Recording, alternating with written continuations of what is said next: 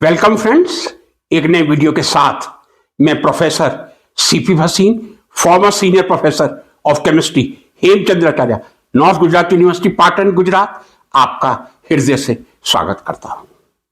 मित्रों, 1966 में एक फिल्म बनी थी दिलीप कुमार और वहीदा रहमान जी पे। फिल्म का शीर्षक था दिल दिया दर्द लिया और उसका गाना था फिर तेरी कहानी याद आई, फिर तेरा फसाना याद आया। कुछ ऐसा ही हमारे साथ भी होता है।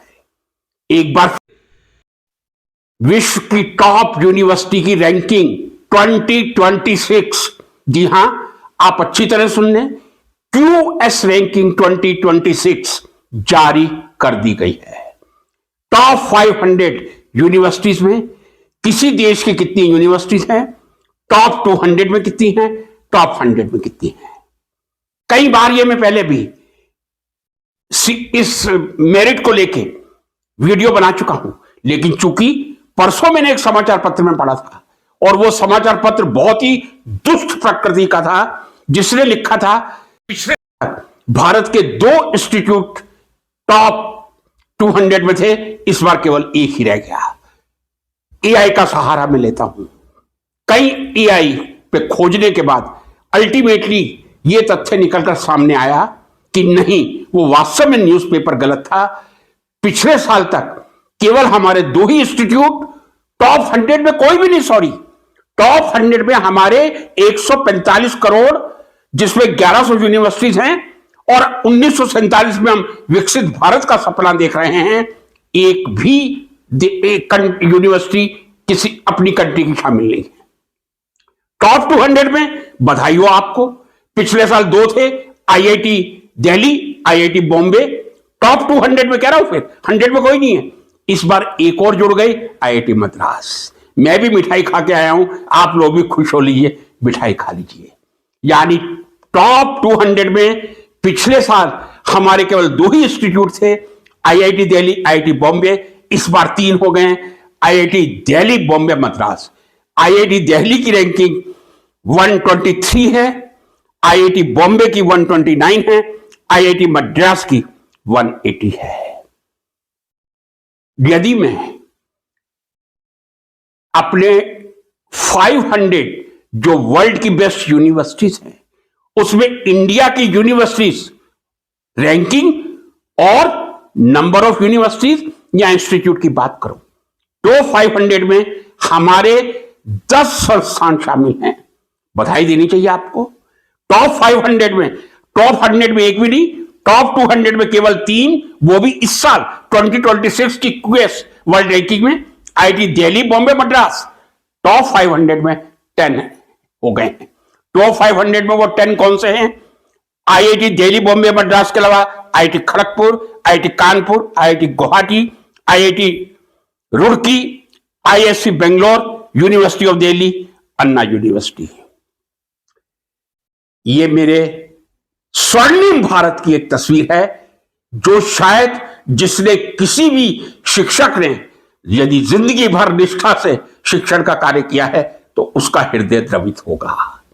अब जरा दूसरे आंकड़े सुन लीजिए, हम कहां खड़े हैं। United states of America, Donald Trump सबको धमका रहा है, और मैंने पहले भी एक वीडियो बनाया था, यदि आप में दम है तो आप आवाज उठाएंगे, धमकाएंगे। यूएसए की 199 यूनिवर्सिटी टॉप 500 में शामिल है। हमारी कितने यूनिवर्सिटी इंस्टीट्यूट है? 10 मैंने आपको बता दिए। यूएसए के 199, यूके की 90 यूनिवर्सिटीज, चाइना की 72, जर्मनी की 48। कहां खड़े हैं हम? टॉप 500 में हमारे देश के केवल 10 इंस्टीट्यूट्स, और टॉप 100 में एक भी नहीं। 200 में हम 2 से 3 हो गए। मैं भी जश्न मना रहा हूं, आप भी जश्न मना लीजिए। क्या कारण है? इसका विश्लेषण होना चाहिए। आज देश की स्थिति यह है कि शिक्षा बिक चुकी है। बहुत दुख के साथ कह रहा हूं, लेकिन दुख के साथ कहते हुए आत्मविश्वास के साथ कह रहा हूं, इस देश की शिक्षा बिक चुकी है, इस देश के शिक्षक बिक चुके हैं, इस देश के शिक्षाविद बिक चुके हैं। शिक्षाविद वैसे कभी नहीं बिकेगा, मैं आपको बताऊं, लेकिन जो तथाकथित शिक्षाविद, आजकल तथाकथित शिक्षाविद का जमाना है, आपको तथाकथित शिक्षाविद मिलेंगे, तथाकथित शिक्षक मिलेंगे। शिक्षक और शिक्षाविद दोनों को ढूंढना बहुत मुश्किल है। मित्रों, हकीकत यह है, प्राइवेट यूनिवर्सिटी 500 से ऊपर पहुंच गई हैं। आप पैसा लीजिए, पीएचडी की डिग्री ले जाइए। आप पैसा दीजिए, एमएससी की डिग्री ले जाइए। जिस देश में, भारत जैसे देश में ऐसे एमएससी के कॉलेज चल रहे हैं जहां ब्यूरेट और पिपेट की सुविधा नहीं है, ऐसे लगभग 40 कॉलेज एक यूनिवर्सिटी से एफिलिएटेड हैं जहां एमएससी चल रही है, ब्यूरेट, पिपेट, बीकर और कॉनिकल फ्लास्क की सुविधा नहीं है। वहां आप कहां से आशा कर सकते हैं कि टॉप 100, 200 या 500 में आपकी 200 यूनिवर्सिटी? उसके लिए आपको यूएसए बनना पड़ेगा, यूके बनना पड़ेगा, जर्मनी बनना पड़ेगा, जापान बनना पड़ेगा, चाइना बनना पड़ेगा। अब बात आई शिक्षाविद की। क्या बात करूं मित्रों, एक बात बता रहा हूं। जो हमारा 6th पे कमीशन आया था 2010 में, गजट प्रकाशित हुआ था। उसमें एक सीनियर प्रोफेसर का पद आया था, पहले नहीं था। 10,000 ग्रेड पे में प्रोफेसर का पद था। उसमें यह शर्त रखी गई थी, यूनिवर्सिटी, किसी भी यूनिवर्सिटी में जितने प्रोफेसर के पद हैं, केवल उसके 10% लोगों को सीनियर प्रोफेसर के पद पर प्रमोट किया जाएगा। और हुआ भी यह था 2010 में आया था। चूंकि मुझे 2011 में एज ए प्रोफेसर, 2001 से था, 2011 में मुझे 10 वर्ष पूरे हो गए थे। मैंने अप्लाई किया था, पूरा अपना बायोडेटा, रिसर्च पेपर की list, 10 best publication during reader to professor, not reader to professor, professor to senior professor, number of PhD, all record was given, but that was on the base of record only. There was no any interview. Why there was not any interview? मुझे आज का मालूम नहीं है कि यदि UGC ने interview कर दिए हैं तो ये बहुत भारी गलती है, क्योंकि सीनियर प्रोफेसर का बहुत ही प्रतिष्ठित पद होता है। जो प्रोफेसर 10 साल ले लिया 10,000 के ग्रेड पे में, जब आप उसे 12,000 के ग्रेड पे में लेके जाएंगे, आप उसका साक्षात्कार लेंगे, इंटरव्यू लेंगे। मैं बधाई देता हूं जो भी ये 6th पे कमीशन के मेंबर थे, जिन्होंने ये प्रावधान रखा था कि सीनियर प्रोफेसर के लिए इंटरव्यू की जरूरत नहीं, ऑन पेपर वर्क होगा, क्योंकि प्रोफेसर लेवल तक पहुंचते पहुंचते वो एक सक्षम शिक्षक और एक अनुसंधान मार्गदर्शक तो बन जाता है। आजकल की जो परिस्थिति है, किसी जमाने में वीसी नॉमिनेट किए जाते थे साहब, छांटे जाते थे। अब मैं गलत बोल गया, कौन सा बेस्ट रिसर्चर और टीचर है उसको उस यूनिवर्सिटी का वीसी बना दिया जाए। पिछले 10 या 12 सालों से ऐसी परंपरा आई है। अब किसी भी यूनिवर्सिटी में वीसी की पोस्ट भी एडवर्टाइज होती है, उसके लिए आप अप्लाई करिए। बहुत धिक्कार आता है। वैसे मैं बहुत भाग्यशाली था कि सीनियर प्रोफेसर के लिए भी मुझे इंटरव्यू नहीं देना पड़ा, बिना इंटरव्यू दिए अपने पब्लिकेशन और पीएचडी गाइडेंस के आधार पर सीनियर प्रोफेसर बन गया था, और दिसंबर 2011 से बन गया था। क्या वीसी जैसे पद के लिए नॉमिनेशन होनी चाहिए? क्या वीसी जैसे पद के लिए इंटरव्यू होने चाहिए, जहां बाहर वेटिंग रूम में आके कैंडिडेट वेट कर रहे हैं? आज सिलेक्शन है वीसी का। और साहब कुछ बातें अपने आप समझ लीजिए, यह प्रोसेस इसलिए किया जाता है ताकि कुछ गर्मा गर्म माल आ सके।